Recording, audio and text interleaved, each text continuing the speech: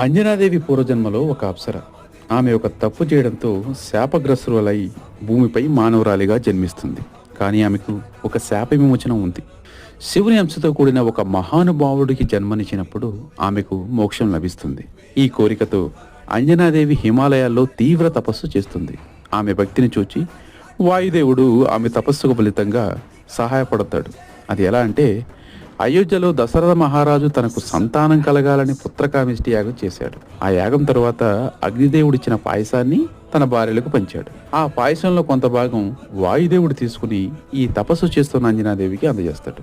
ఆమె దాన్ని సేవించిన కొంతకాలానికి శక్తివంతుడైన బిడ్డ జన్మిస్తాడు. అతడే వాయుపుత్రుడు ఆంజనేయుడు, భక్త హనుమంతుడు. పసివాడే అయినా బగబగమండే సూర్యుడిని పండు అనుకుని తినబోయిన వీరుడు. దేవతలందరూ ఒక్కటై వేరువేరు వరాలిచ్చి ఆయనను ఆశీర్వదించారు.